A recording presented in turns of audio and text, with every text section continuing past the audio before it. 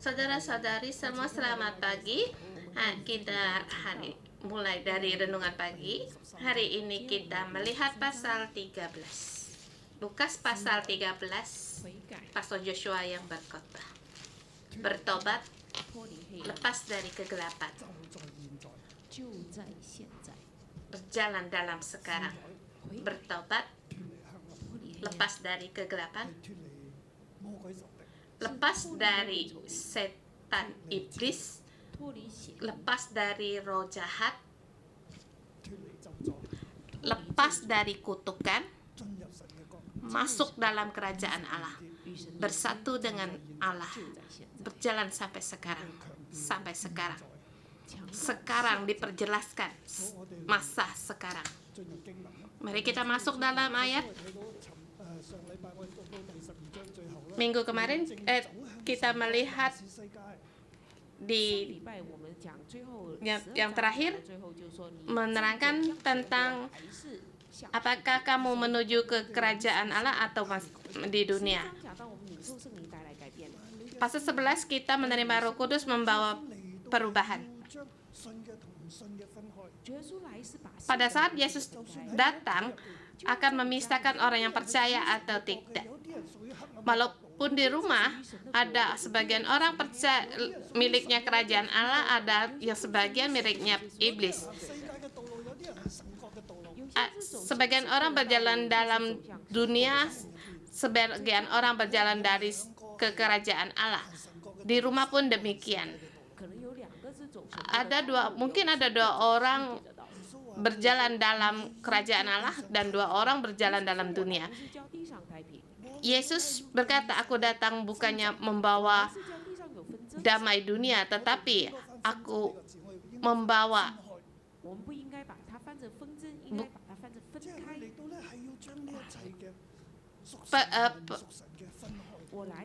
pemisahan, yaitu memisahkan orang yang milik Allah dan bukan yang milik Allah. Jadi saya memberikan tema di pasal 12, apakah Anda menuju kerajaan Allah atau dunia? Orang yang kaya mencari Yesus untuk membagikan warisan. Orang itu merasa tidak adil. Mencari Yesus untuk memberi keadilan. Tetapi Yesus menjawab, aku bukan menjadi hakim atas warisan ini.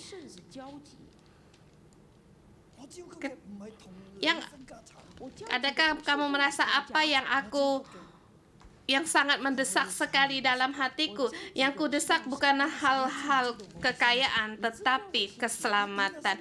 Tahukah kamu akan perasaanku? Aku mana punya semangat untuk soal harta kekayaan warisan. Mengapa harus berjalan dalam jalan dunia? Mengapa kamu harus meninggalkan begitu banyak uang?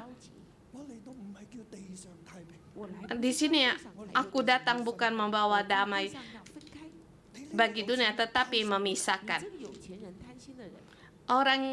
Hai orang yang kaya dan banyak uang, siapa yang menyuruh aku untuk menjadi hakim atasmu, aku tidak akan melakukannya. Aku menuju jalan kerajaan Allah. Kamu jalan dalam dunia.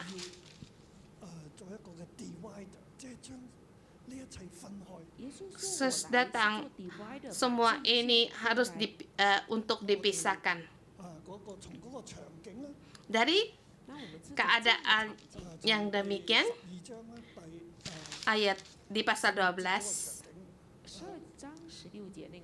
16, dari 13, 16. Seorang dari orang berkata kepada Yesus, Guru, katakanlah kepada saudaraku supaya ia berbagi warisan dengan aku. Dan seterusnya.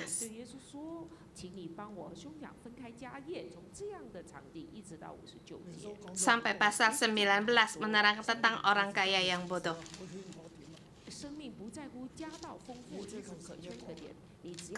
Hidup bukan mencari kekayaan, tetapi carilah kerajaan Allah. apa yang diperlukan, carilah dahulu kerajaan Allah, semua itu akan ditambahkan kepadamu. Di ayat 13 pasal diawali dengan pada waktu itu. Kapan itu? Masa itu? Yaitu pada Yesus menjawab orang kaya itu, masalah orang kaya yang membagikan warisan itu. Lukas menulisnya sampai pasal 13. Di saat ini, pada waktu itu datanglah Yesus, beberapa orang membawa kabar tentang orang-orang Galilea yang darahnya dicampurkan Pilatus dengan darah korban yang mereka persembahkan. Di pasal sebelumnya Yesus telah menerangkan,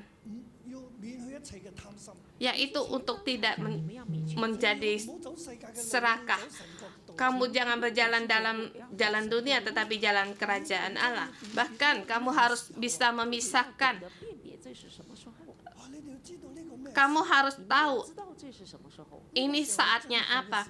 Ini pada saat ini adalah masa yang terakhir.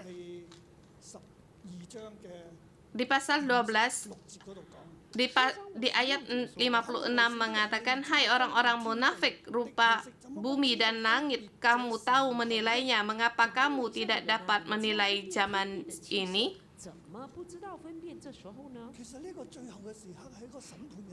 Dan mengapa engkau tidak memutuskan sendiri apa yang benar? Saat ini adalah saat penghakiman yang hampir datang sampai. Pada saat Yesus selesai mengajar, berkata demikian, orang itu berkata kepada Yesus,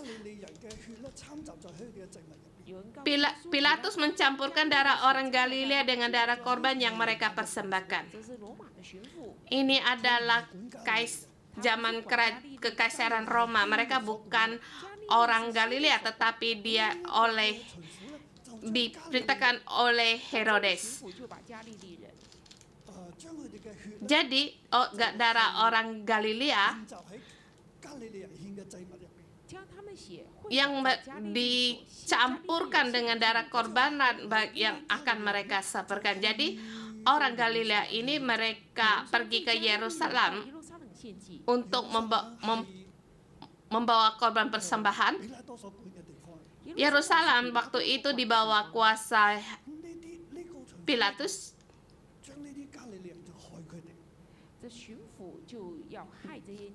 Jadi mereka ingin mencelakakan orang Galilea, mungkin mereka disakiti atau dibunuh, dan darahnya dicampurkan dengan darah korban persembahan mereka. Ini adalah pemerintahan Roma. Yang mereka mau yaitu orang-orang pada menyembah berhala dan juga menyembah raja, kaisar. Jadi pada waktu mereka di bait suci untuk membawa persembahkan, pada Yesus mengajar, kalian harus berjalan dalam kerajaan surga, jangan berjalan pada di dunia ini. Cuma mereka mendengar, jadi mereka datang di hadapan Yesus. Pilatus mencampurkan darah orang Galilea dengan darah korban persembahan mereka. Apa artinya ini? Orang ini penuh dengan dosa. Kami tidak. Orang Galilea penuh dengan dosa. Jadi harus mengalami nasib demikian. Jadi kami berjalan dalam kerajaan Allah. Kamu ngomong memang benar. Kamu datang untuk memisahkan. Kami bukan orang yang serakah akan kekayaan. Kami orang yang mengikutimu. Kami oke kah? Tapi orang itu mereka sangat menderita. Bagaimana jawab Yesus? Yesus berkata di atas, bukan Syukur aku bukan orang yang tidak serakah berjalan dalam jalan kerajaan Allah. Mungkin ada orang yang mendengar akan berkata di samping berkata demikian, bahkan mengatai orang yang dengan orang sebelah. Bahkan kalau jadi istri ada yang berkata jangan sampai suamimu kedengaran. Pada saat saya menerangkan tentang kebenaran suami istri, ada istri yang berkata demikian.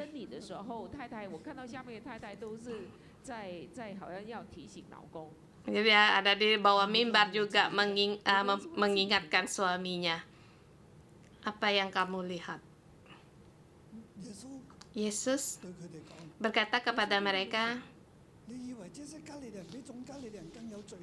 sangkamu orang Galilea ini lebih besar dosanya daripada dosa semua orang Galilea yang lain karena mengalami nasib itu? Tidak, kataku kepadamu, tetapi jika kamu tidak bertobat, kamu semua akan binasa atas cara demikian. Dan mengatakan tentang orang yang mati tertimpa menara dekat Siloam, 18 orang.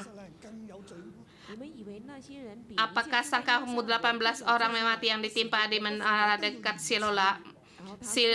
Siloam lebih besar kesalahan daripada kesalahan semua orang lain yang diam di Yerusalem? Tidak, kataku kepadamu, tetapi jikalau kamu tidak bertobat, kamu semua akan binasa atas cara demikian. Artinya bukanlah kamu semua orang yang baik. Kamu harus berhati-hati. Di sini Yesus mengatakan 2 kali kamu harus bertobat. Kamu tidak bertobat. Berjalan dalam jalan kerajaan Allah. Jangan merasa senang sendiri aku berjalan pada jalan yang benar. Tetapi berjalan dalam kerajaan Allah harus terus-menerus bertobat.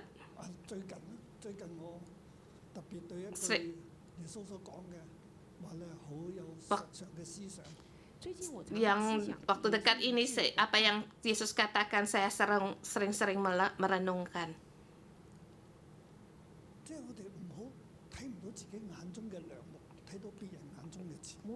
Kita jangan melihat selumbar di mata orang lain, sedangkan balok di mata kita tidak melihat.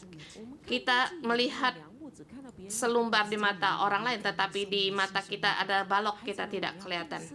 Saudara semua, kita harus merenungkan kata ini, firman ini. Ini memberitahukan kepada kita bahwa kita semua orang punya dosa. Kita tidak berhak untuk menghakimi orang lain. Sesungguhnya kita semua adalah orang berdosa. Cuma dosa besar atau kecil. Bukan dosamu kecil untuk menghakimi dosa yang besar. Tidak demikian. Setiap orang harus memandang diri sendiri mempunyai dosa yang besar. Tidak ada yang bisa disombongkan. Tidak ada yang benar. Jangan menghakimi orang. Kita tidak berhak. Baik jabatan saya berapa tingginya, kamu juga berdosa. Kita hari gereja kita berkembang. Jangan karena gereja berkembang saya merasa saya orang yang benar. Tetapi saya terus memandang saya adalah orang yang berdosa. Jadi saya harus terus merendahkan diri. Tidak ada satu yang layak untuk disombongkan. Setiap orang adalah orang berdosa. Bahkan melihat diri sendiri adalah dosa yang besar. Jangan menilai dosa orang lebih besar, karena di matamu ada balok. Di mata orang cuma selumbar.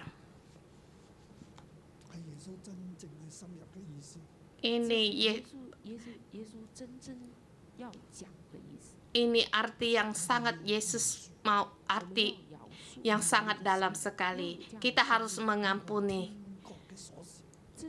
Ini adalah kunci kerajaan Allah, kerajaan sorga. yang kerajaan yang sehat, kerajaan kunci doa Allah Bapa,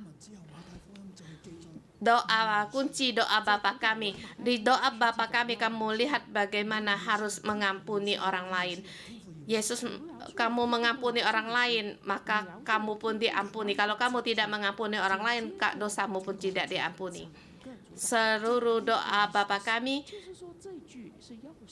ini adalah kunci dari kerajaan surga.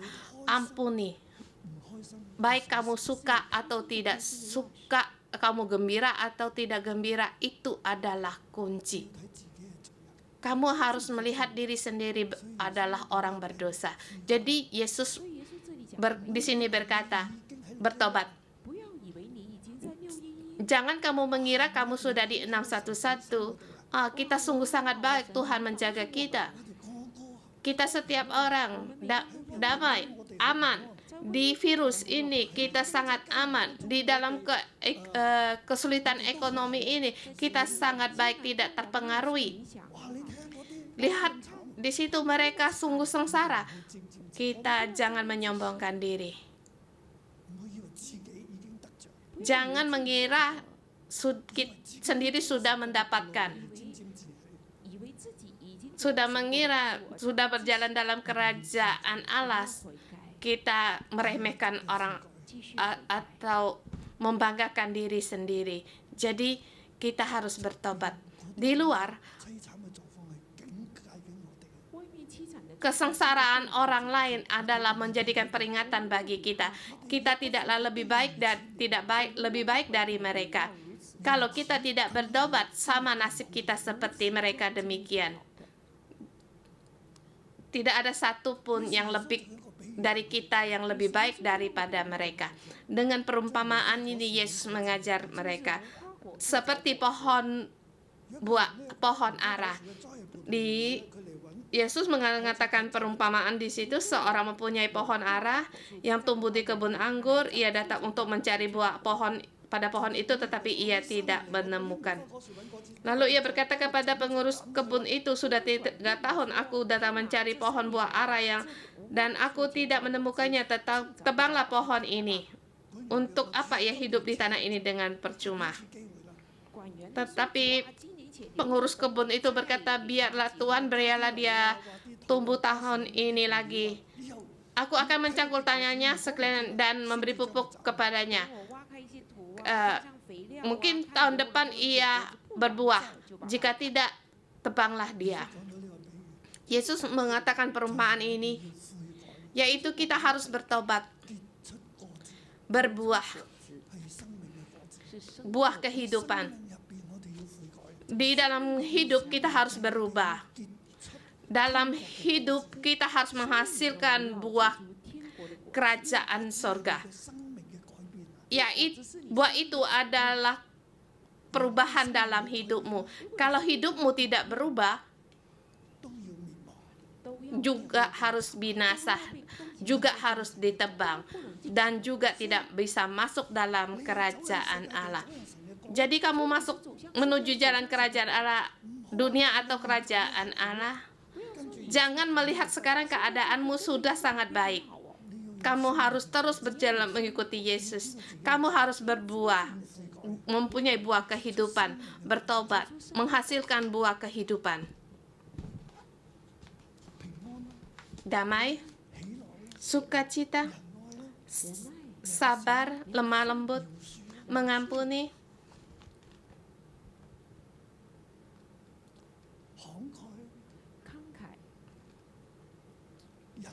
lapang, penuh dengan kesabaran menghadapi penindasan, mengakui Yesus, bukan punya menghadapi kesulitan malah melarikan diri. Jangan mengikuti hawa nafsu, keinginan sendiri. Jangan terus untuk dalam belenggu-belenggu. Ada mana perangkap yang membelenggumu, jangan untuk dibelenggu terus. kamu harus bertobat. Hidupmu harus berubah. Ini adalah subtema pertama, ayat 1. Saya memberikan tema menghasilkan buah kehidupan menuju kerajaan Allah. Ini sebagai penanggapan dari menanggapi garis besar yaitu bertobat. Kemudian subtema kedua ayat 10 sampai dengan 17 yaitu lepas dari kegelapan dan ikatan atau ikatan.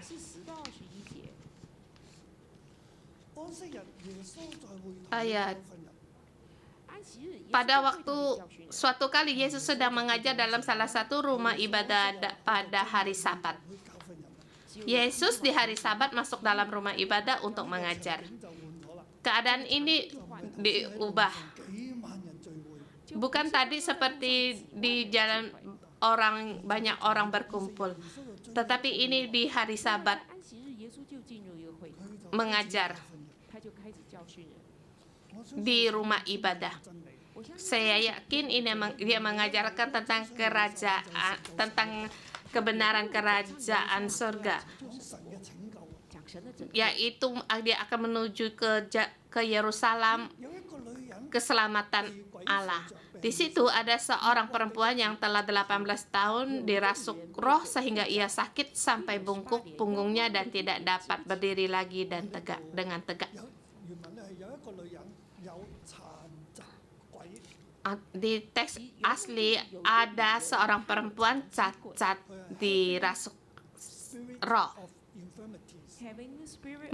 Di situ ia dirasuk roh. Ia dirasuki roh jahat, yaitu roh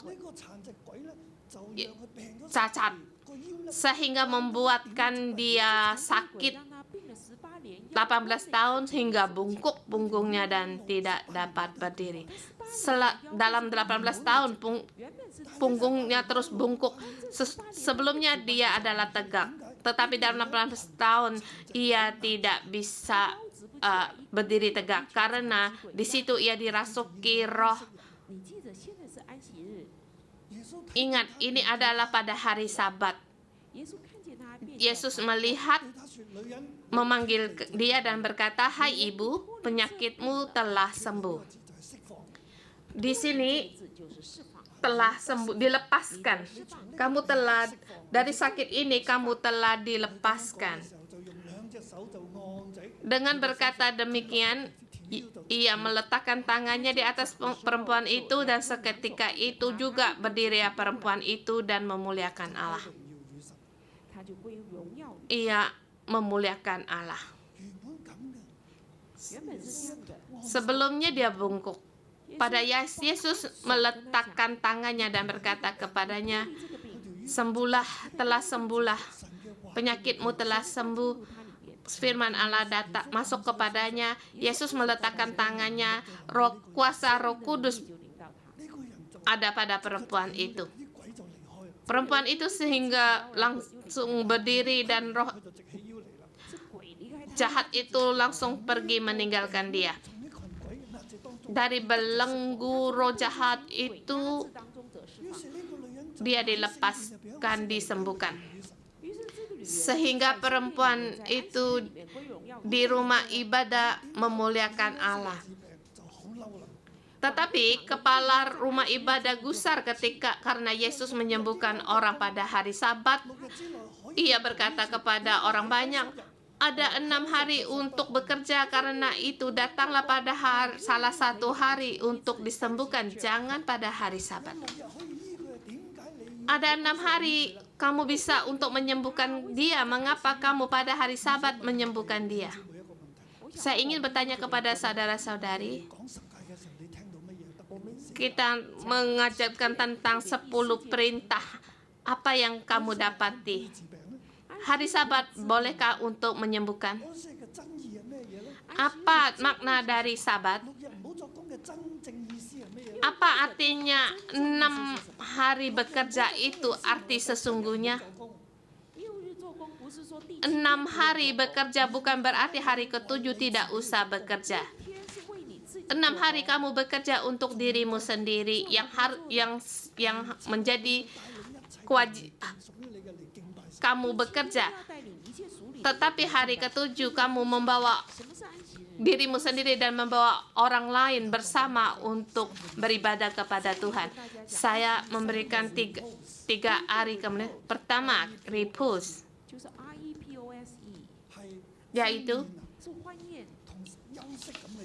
yaitu istirahat, mengadakan bersukacita dengan Tuhan. Kedua, diperbaharui. Pada hari Sabat kita datang ke hadapan Tuhan, mendapatkan pembaharuan, dipulihkan, disegarkan kembali.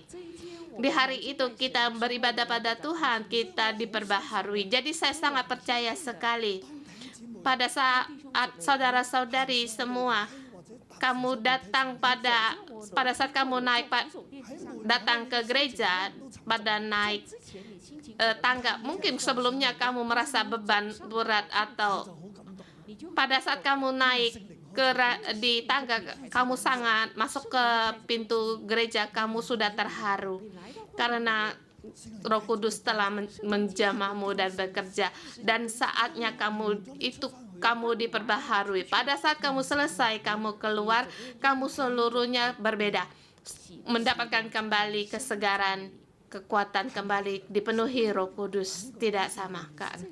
Ini adalah arti dari Sabat. Dan yang ketiga, confederate, bersekutu dengan Allah. Di Sabat bersekutu dengan Allah. Yesus berkata, penyakitmu telah sembuh, yaitu lepas dari kegelapan. Di hari Sabat, kamu datang di hadapan Tuhan, bersekutu dengan Tuhan, mendapatkan pembaharuan, memuliakan Allah, satu yang sangat bersukacita, satu pembaharuan, pemulihan, dan bersekutu dengan Allah. 6 hari kita bekerja, dan hari ke-7 kita membawa segala sesuatunya kepada Allah, orang lain kepada Allah, beribadah. Seperti yang dikatakan Yesus, yang dijawabkan Tuhan kepada dia, katanya, hai orang-orang munafik, bukankah setiap orang di antaramu melepaskan lembu dan keledai pada hari Sabat dari kandangnya dan membawa ke tempat minum? Di hari Sabat kamu bisa melepaskan lembu dan keledaimu. Agar menyuruh lembu keledai pada hari Sabat dilepaskan, kemudian membawa mereka ke tempat minuman, makan dan minuman, beri dia minum. Mengapa kamu melakukan demikian? Kamu adalah anak Allah, saatnya tersebas. Kalau aku melepaskannya, mengapa tidak boleh? Apa itu Sabat? Sabat, hari Sabat, atau lepas dari iblis, ya, dengan arti bersekutu dengan Allah, mendapatkan pembaharuan. Dengan kata yang lebih lagi, lepas dari sakit penyakit, lepas dari roh jahat, yang menjadi bagian dari kerajaan Allah, bersekutu dengan Allah, lepas dari iblis, kerajaan dari iblis. Arti sesungguhnya dari hari Sabat. Orang Yahudi, mereka tidak mengerti akan kebenaran ini. Dia cuma, apa yang adakah kamu kerjakan? Tapi sesungguhnya mereka juga bekerja, yaitu kamu memberi lembu keledaimu minum. Jadi kepada kami di Israel sangat mengherankan. Orang Yahudi, kalau kita masuk di lift, dia tidak akan menekan menekan lift itu. Dia menyuruhmu untuk menekan, mereka tidak mau menekan. Menekan tombolnya. Sangat lucu sekali. Mereka masih berpegang pada hukum Taurat ini. Di ayat ke-16 dikatakan, bukankah perempuan ini yang sudah 18 tahun diikat oleh iblis harus dilepaskan dari ikatan itu karena ia adalah keturunan Abraham.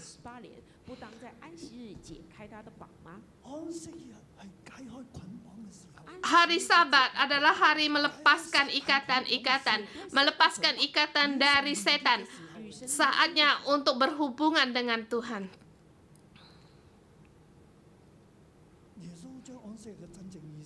Yesus menerangkan tentang kebenaran yang sesungguhnya di hari Sabat, tentang hari Sabat.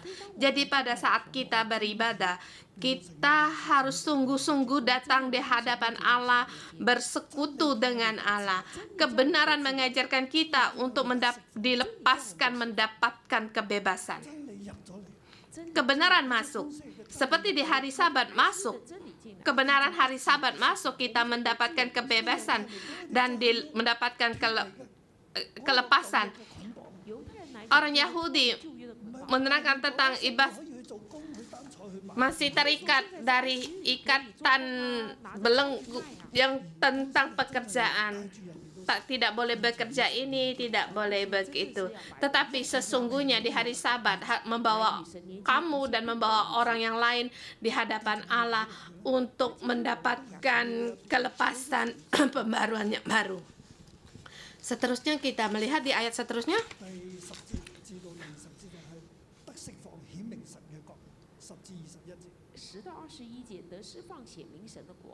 Ayat 10-11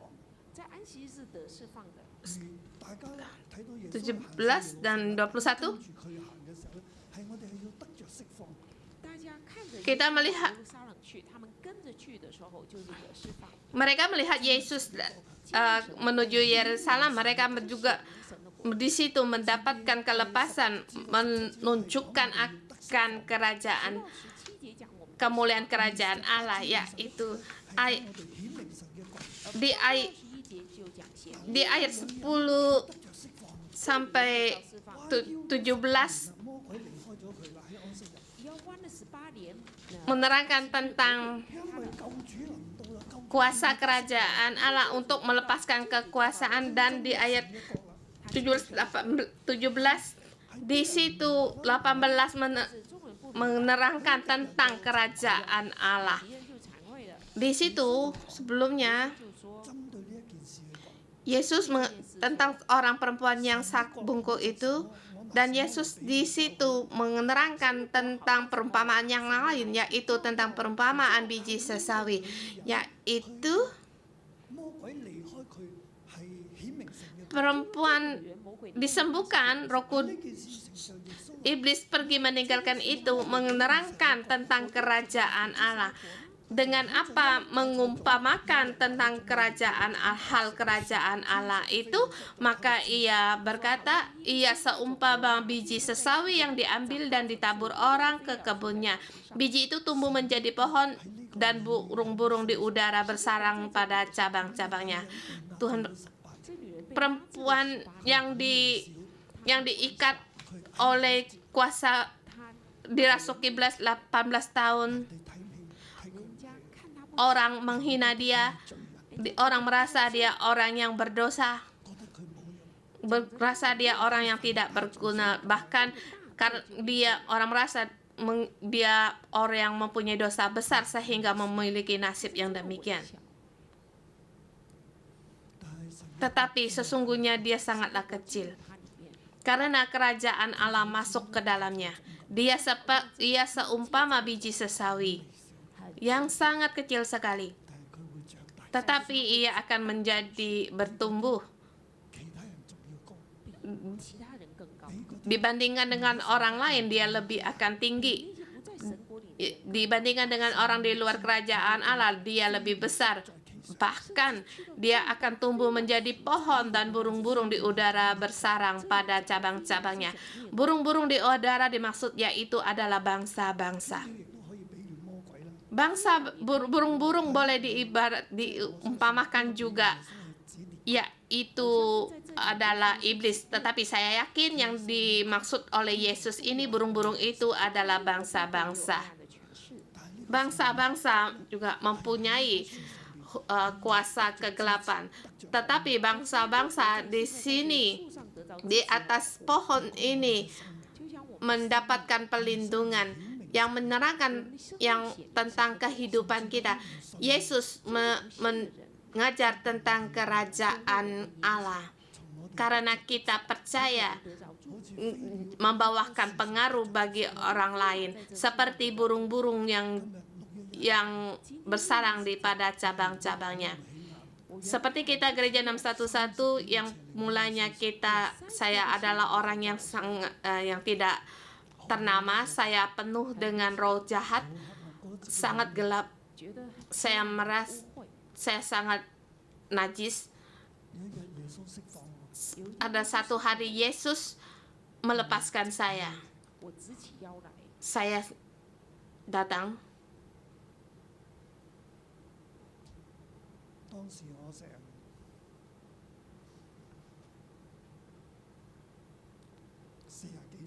Saat itu saya berumur 46 tahun 1999. Sekarang saya menjadi pohon. Burung-burung datang, burung-burung di udara bersarang pada cabang-cabangnya yang menerangkan tentang bangsa-bangsa. Sekarang bangsa-bangsa lain juga datang padaku. Hal kerajaan Allah itu sangat kecil. Tetapi kamu harus menjadi pohon itu, menunjukkan kuasa kerajaan Allah yang mempengaruhi bangsa-bangsa. Dengan apakah aku akan mengumpamakan kerajaan Allah? Ia seumpama ragi yang diambil seorang perempuan dan diaduk ke dalam tepung 3 sukat sampai khamir semuanya. Seketika, pada saat suhu yang cocok, adonan ini, ragi ini akan mengkampirkan tepung terigu itu yang mengubah bentuk strukturnya seluruhnya. Dia bertumbuh, berubah, bahkan mengumpamakan ragi yang membawa pengaruh, yang mempengaruhi seluruh di bangsa-bangsa. Seperti Yesus membawa kuasa kerajaan Allah. Seperti perempuan itu disembuhkan, kita bisa mempengaruhi dunia. Hari ini kamu walaupun kecil, kamu bisa mempengaruhi bangsa-bangsa kalau kerajaan Allah ada padamu. Ini adalah kerajaan Allah. Kita lihat di subtema ketiga, ayat 23 sampai dengan 25. 30.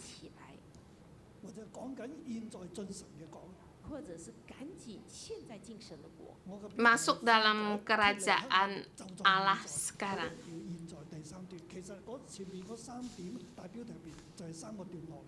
Di sub 3, subtema pertama bertobat, kedua lepas dari kegelapan, kedua sekarang, di masa sekarang. Di sini ganti lagi keadaan. Yesus berkeliling dari kota-kota ke desa-desa sambil mengajar, meneruskan perjalanannya ke Yerusalem. Pada saat dia mengajar, meneruskan perjalanannya ke Yerusalem, ada orang yang berkata kepadanya, "Tuh, Tuhan, sedikit saja orang yang diselamatkan. Saya langsung memberikan jawab karena keterbatasan waktu. Yesus berjawab, bukan berapa banyak orang yang diselamatkan, tetapi kamu harus berusaha untuk masuk. Sebab kalau waktu sudah berlalu, kamu sudah tidak ada. Karena pada saat tuan rumah itu menutup pintunya, kalau kamu mengetuk, sudah tidak ada yang membuka. Dari timur ke barat, mereka akan utara setara mereka akan duduk makan di dalam kerajaan Allah, dan orang yang terakhir akan menjadi orang terdahulu, dan yang terdahulu akan menjadi orang yang dahulu akan menjadi orang terakhir. Ini kamu harus berubah, lepas dari kerajaan pada masa sekarang. Di saat sekarang kamu harus berusaha untuk berjuang untuk masuk ke dalam kerajaan Allah, bukan waktu mendatang. Sekarang saatnya kamu harus masuk, baik kamu di depan maupun di belakang. Sekarang kamu harus berjuang untuk masuk ke dalam kerajaan Allah. Kerajaan Allah akan ditunjukkan padamu. Kamu akan lepas dari kuasa jahat, kuasa dari iblis. Kamu punya kuasa. Saatnya kamu harus bertobat dan lepas dari kegelapan. Seharusnya kamu harus berjuang. Pintu dunia sangat besar, tetapi pintu keselamatan itu sangat sesak, sangat kecil, sangatlah sesak. Jadi saya memberikan promosi untuk kalian ikut lihat film minggu depan, 2 minggu mendatang.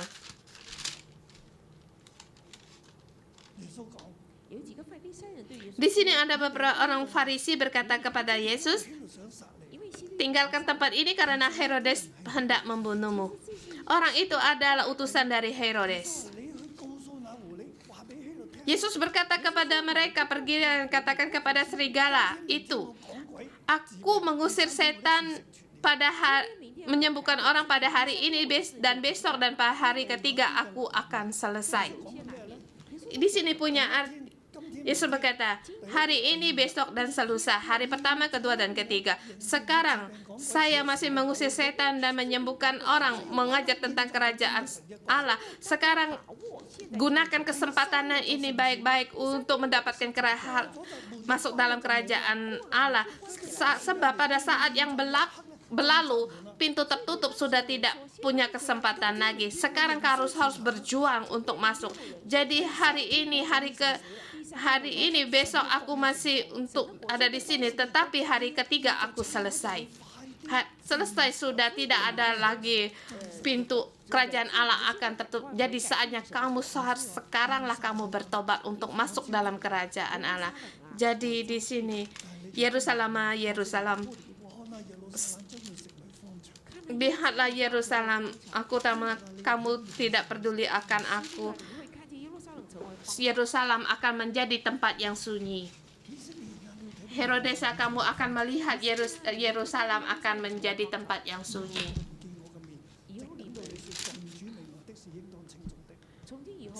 Dan kamu tidak akan melihat aku lagi hingga pada saat kamu berkata, diberkatilah dia yang datang dalam nama Tuhan. Yesus berkata, sekarang berjuanglah. Hari ini, besok, saya menyembuhkan orang sakit, mengusir setan. Kamu harus berjuang untuk masuk kerajaan Allah. Hari ketiga, selesai, pintu ditutup. Saya melihat Yerusalem banyak orang yang tidak masuk. Yerusalem akan menjadi tempat yang sunyi. Yesus berkata kepadamu, yaitu sekarang. Yaitu sekarang kita di dunia ini menghadapi penghakiman. Kita harus bertobat. Kita harus lepas dari kegelapan. Sekarang. Janganlah peduli siapa yang dapatkan keselamatan atau tidak, tetapi kamu harus dapatkan keselamatan ini. Mohon Tuhan untuk membantu kita. Saudara-saudari semua, mari kita bangkit berdiri untuk menyembah Tuhan Allah kita, Yesus Kristus. 勝我哋嘅黑暗，主啊，就喺現在，主我哋起嚟去宣告，神啊，你喺我心裏邊，耶穌你喺我心中，所以我可以勝過。 Yesus Yesus, kami mendeklarasikan Engkau menang dari atas kegelapan. 我哋一齊嚟讚美，我能勝過這世界。我能勝過這世界，因有耶穌在我心。黑暗全是已破碎，因耶穌基督寶血。若容我主耶穌來幫助，還有誰能抵擋我？我心相信，我必能得勝。哈利路亞，哈利路亞，高舉主的聖清旗，耶穌基督是萬王之王。哈利路亞，信息主大能教會，為主發光，照亮黑暗的世界。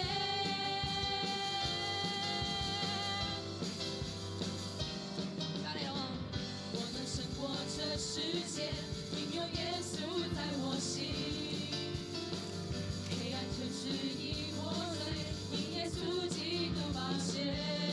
若有我主耶穌來幫助，還有誰能抵擋我？我心相信，我必能得勝。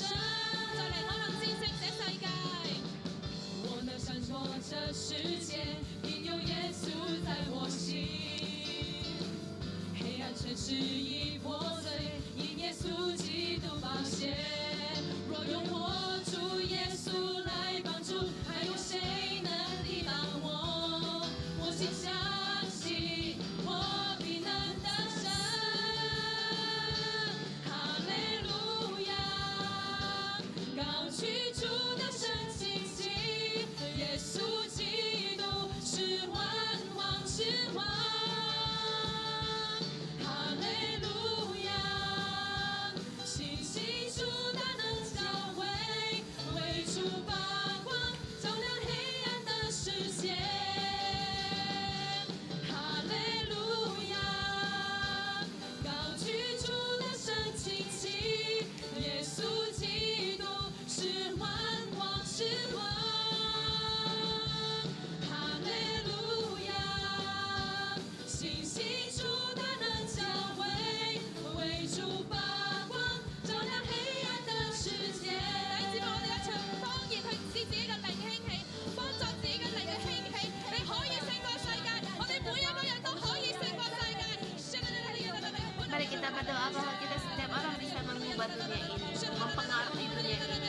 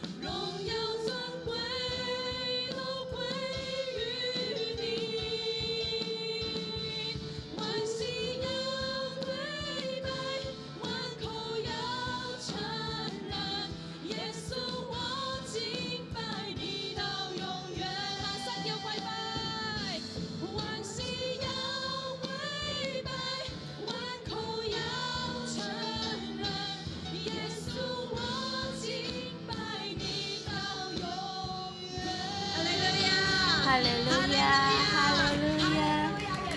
Yesus, kami memuji-Mu. Segala sesuatunya, ya, segala yang bernafas akan mengakui-Mu. Engkau adalah Tuhan. Saudara semua, mari kita memuji Tuhan kita, Allah kita. Engkau Allah yang mulia. Tuhan Yesus, kami memuji-Mu. Engkau Allah yang melepaskan kami, yang menyembuhkan kami. Tuhan, Engkau Allah yang memberikan harapan dalam hidup kami. Engkau sungguh mulia. Engkau sungguh mulia. Tuhan, kami sangat bersyukur dan berterima kasih karena Engkau adalah Allah yang menyelamatkan kami. Kami merenungkan kembali bagaimana Engkau menyelamatkan kami. Tuhan, sangat berterima kasih. Engkau datang di hidup kami, melepaskan kami dari segala kegelapan, keluar dalam terang. Tuhan, terima kasih.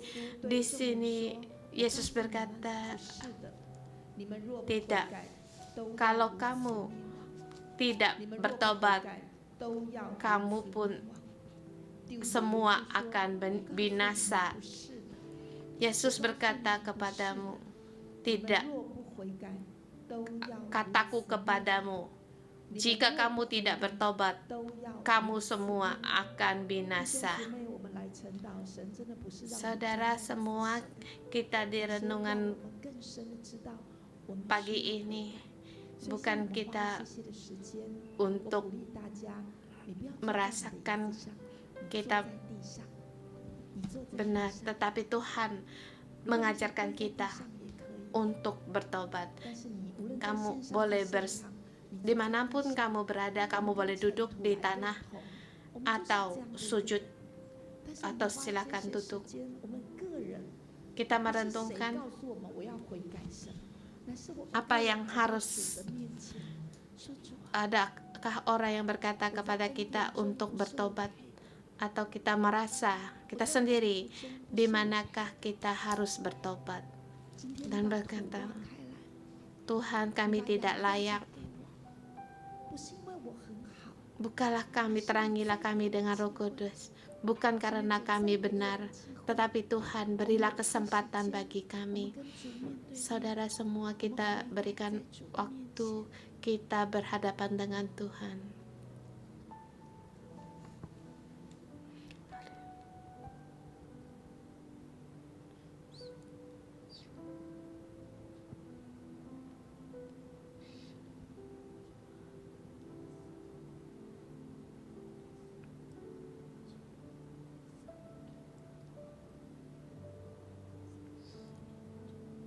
Tuhan Yesus, datanglah untuk membantuku.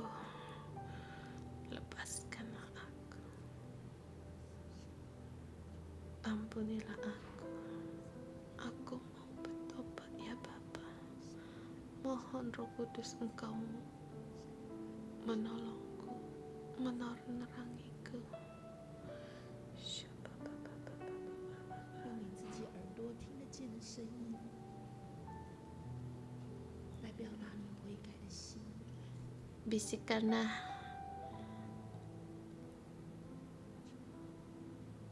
akan pertobatanmu.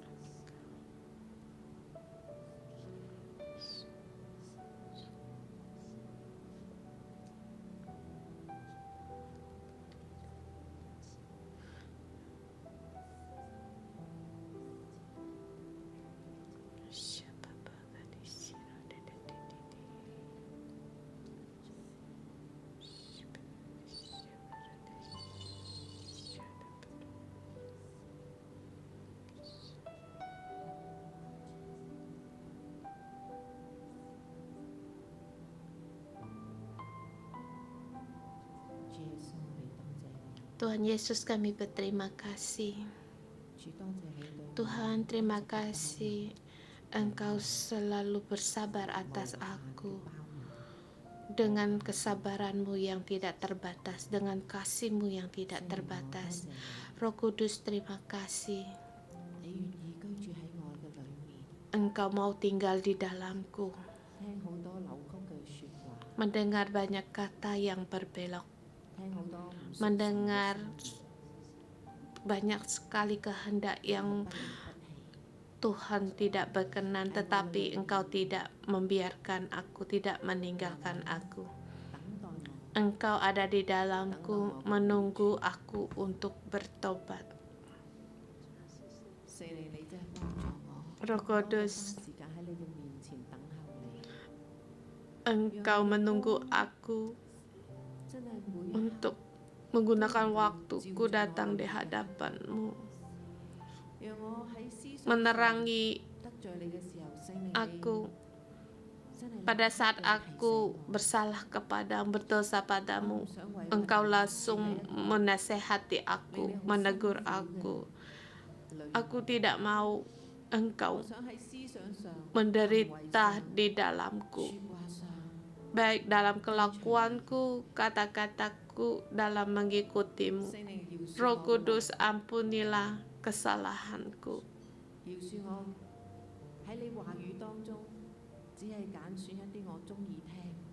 Ampunilah aku di dalam firman-Ku. Aku memilih aku yang suka, yang aku ingin dengarkan, yang aku sanggup lakukan.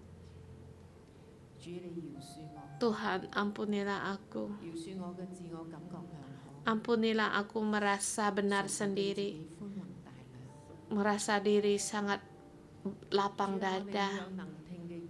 Tuhan, kami ingin punya telinga yang mau mendengar, beri kami hati yang mau bertobat, telinga yang mendengar.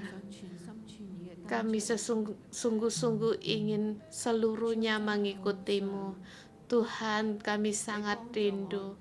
Bantulah kami, lepaskanlah kami dari tempat yang sunyi ini. Bantulah aku menghadapi kelemahanku.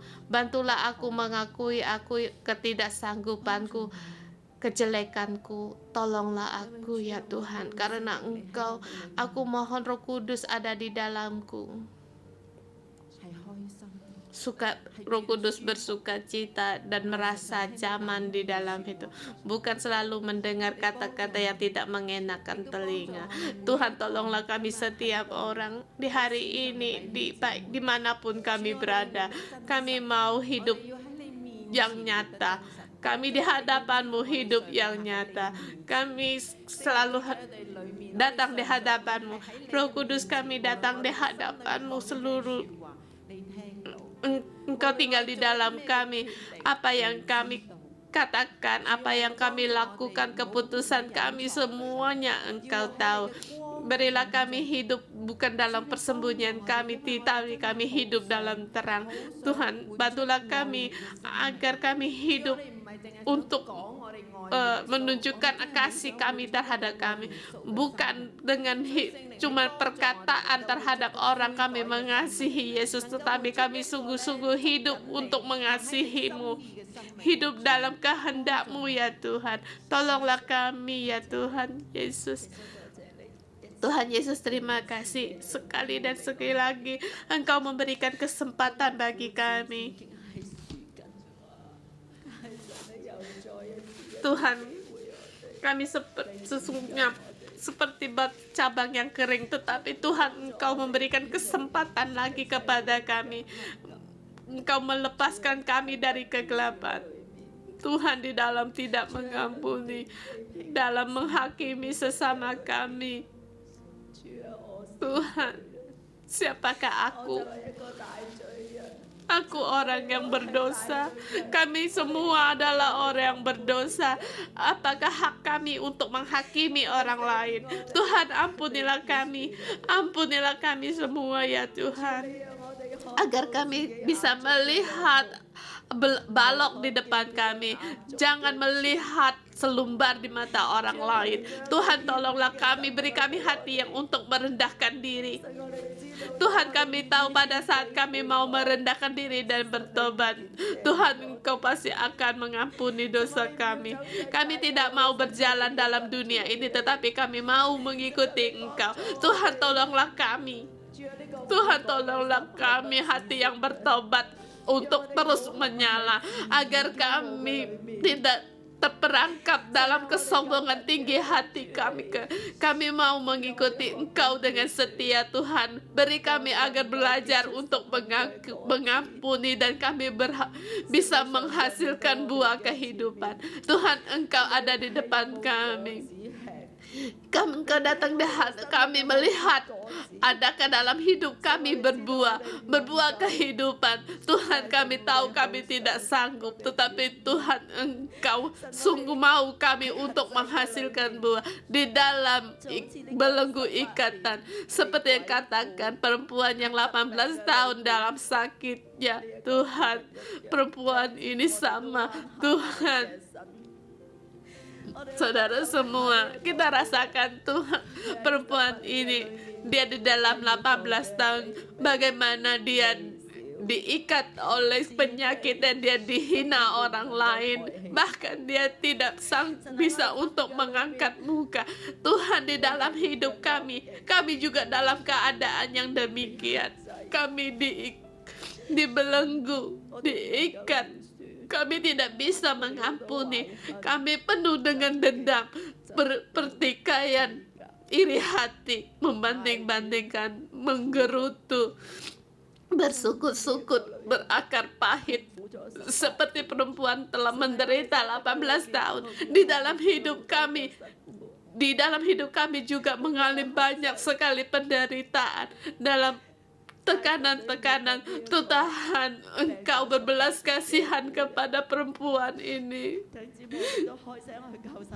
Berbelas kasihanlah juga pada kami. Saudara semua, mari kita berdoa semua.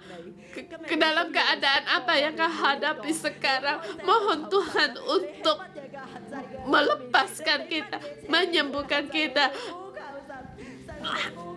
Kamu dalam ikatan apa yang mengikat kamu? Berserulah pada Tuhan Yesus. Yesus, kami berdoakan kelas kasihan-Mu. Kami perlu akan kuasa-Mu. Kami perlu akan kasih-Mu, Tuhan.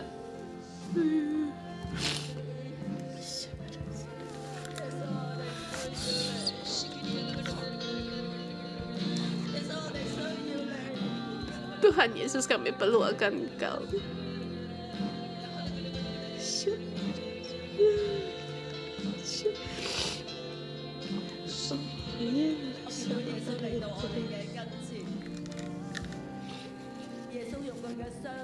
Yesus dengan tangannya meletakkannya di atas punggung kita. Yesus meletakkan tangannya di atas perempuan itu dan menyembuhkan perempuan itu. Hari ini Yesus berkata, anakku, aku juga hari ini melepaskan, menyembuhkanmu. Lepas dari sakit penyakitmu, lepas dari kuasa gelap. Hari ini aku mau melepaskanmu, karena aku adalah Tuhan Sabat. Aku adalah yang mengasihimu. Tuhan meletakkan tangannya di atas punggung kita setiap orang. Mari kita semua bangkit berdiri. Tuhan meletakkan tangannya di atas punggung kita agar kita bisa mengangkatkan muka, seperti Tuhan memberikan biji sesawi iman kepada kita di saat ini, pada saat kita bertobat, pada saat kita mau bertobat, maka Tuhan, Engkau melepaskan kami. Kalau kamu di saat ini masih belum bisa untuk mengampuni, berkatalah kepada Tuhan. Berkatalah pada Tuhan, Tuhan, atau kita punya selalu berakar pahit. Katakan pada Tuhan, lepaskanlah. Mohon Tuhan untuk membantumu, melepaskanmu dari tidak mengampuni, dari kepahitan. Dengan firman Allah masuk ke dalam otakmu, dalam pikirmu. Kalau kamu tidak bisa berdoa, tidak bisa berdoa, kamu mohon pada Tuhan, tolonglah aku, tolonglah aku, letakkan tanganmu di atasku, letakkan tangan di atasku karena aku tidak sanggup. Tuhan, aku mohon kami seperti perempuan yang 18 tahun itu, kami tidak sanggup, kami tidak berdaya. Mohon Engkau melepaskan tanganmu di tangan saudara semua. Tuhan Yesus, letakkanlah tanganmu di antara saudara-saudara kami.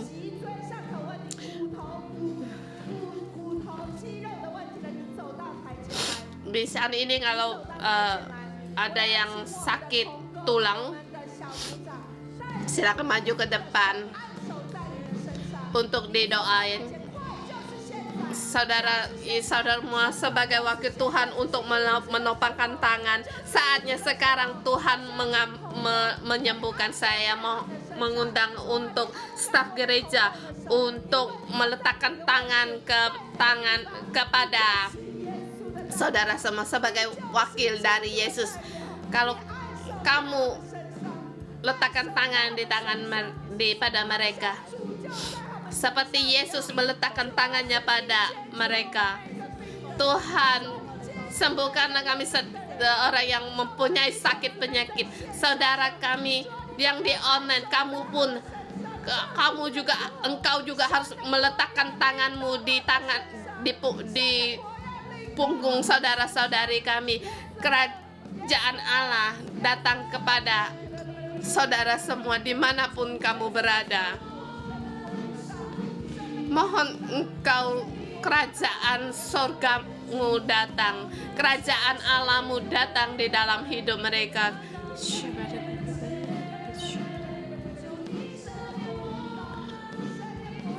Kerajaan Allah datang, kerajaan Allah datang, kerajaan Allah datang.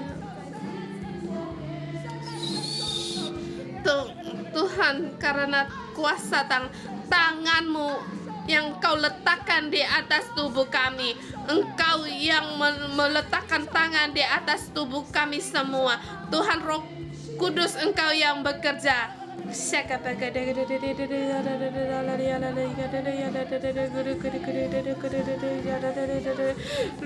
Tuhan, Rohmu sekarang, saatnya sekarang.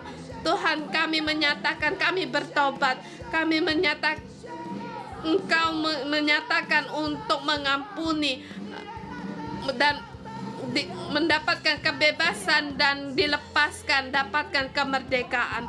Dan kita dalam nama Tuhan Yesus menyatakan segala sakit penyakit, keserahkan semuanya pergi. Roh yang menekan semuanya pergi. Sakit penyakit kami dalam nama Tuhan Yesus mengikatmu. Dalam nama Tuhan Yesus kami pecahkan semua, kami remukkan semua, pergi dari saudara, tubuhnya saudara-saudari kami semua.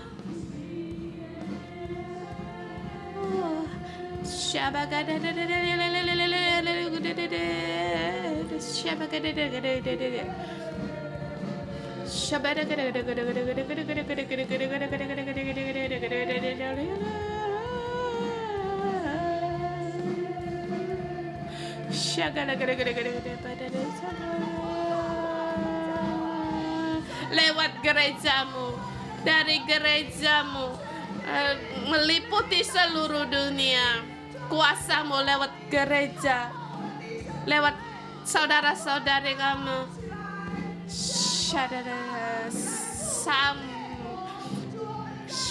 memberkati bangsa-bangsa. Tuhan Yesus, kami bersyukur dan berterima kasih.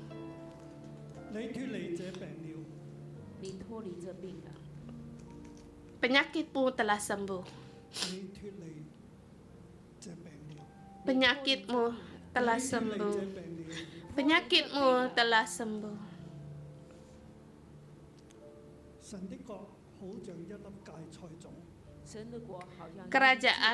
Kerajaan Allah seumpama biji sesawi yang diambil dan ditaburkan orang di kebunnya. Biji itu tumbuh dan menjadi pohon, dan burung-burung di udara bersarang pada cabang-cabangnya. hal kerajaan surga seumpama ragi yang diambil seorang perempuan dan diadukkan ke dalam tepung terigu 3 sukat sampai kamir seluruhnya. Aku dalam nama Tuhan Yesus mendeklarasikan, anakku, kerajaan Allah ada padamu seperti biji sesawi, seumpama biji sesawi dan seumpama ragi. Sekarang walaupun kamu sangatlah yang terkecil, tetapi kerajaan Allah lewat kamu yang kecil ini akan ditunjukkan. Kamu akan tumbuh menjadi pohon. Kamu akan mengkamirkan seluruh tepung penuh dengan pengaruh.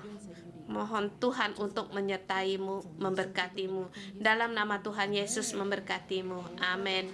Terima kasih Tuhan. Tuhan memberkati kalian semua. Kita doa pagi sampai di sini.